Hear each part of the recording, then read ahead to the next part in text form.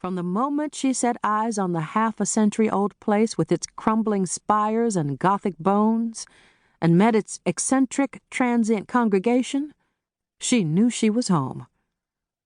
Now home was being yanked out from under her feet like a threadbare rug, and she was out of work. The bishop assured her that had he another position to offer her, he would.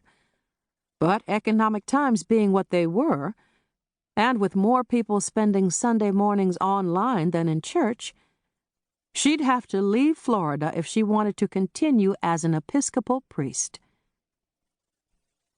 She dropped her head in her hands. It was her belief that when God was in the mix, things happened for a reason. But as with most movings of the Spirit, she had no idea what that reason might be.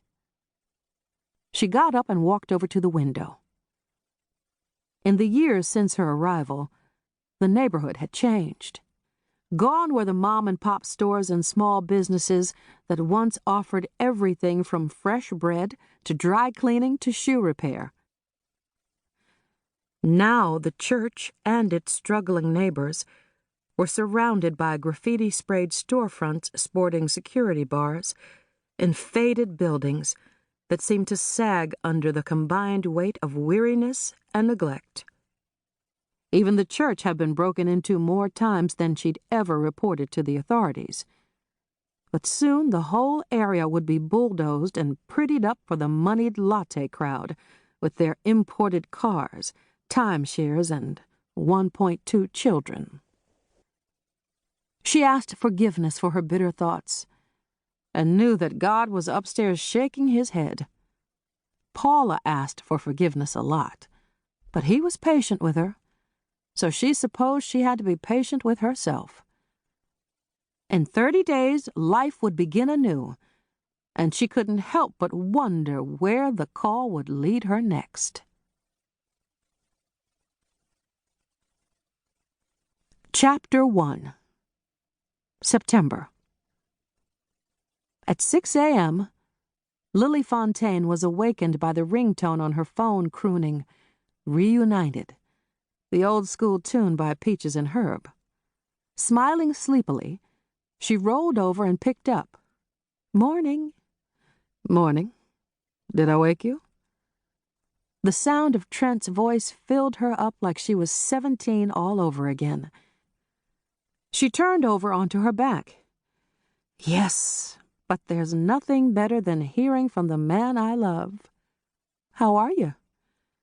"Wishing we were already married so I could wake up with you. You always sound so warm and soft in the mornings." Lily's heart skipped. "For a country boy, you're pretty seductive at the crack of dawn.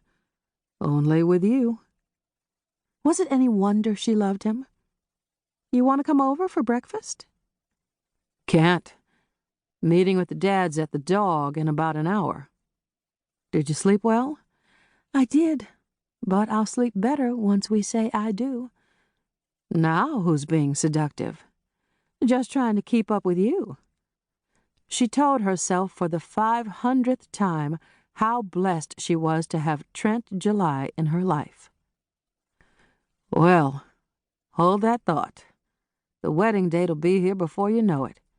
"Can't we just elope?" He chuckled. "Not if we want to come back and live here." "There is that. An elopement would definitely disappoint everyone in town." "Anything special on your agenda for the day?" "Not that I know of, but this is Henry Adams. No telling what may have jumped off by the time the sun sets." "True. So let me let you go. Just wanted to give you your wake-up call. I love you, girl." "Love you back. Bye." Sighing contentedly, she lay there for a moment, then set the phone aside and left the bed to begin her day. The Dog and Cow was the only dining establishment in Henry Adams, Kansas, and at 7 a.m., the booths and tables were just beginning to fill with construction crew members, businessmen in suits, and a few casually dressed locals. In another hour, the place would be bustling. The young waitstaff would be weaving in and out of the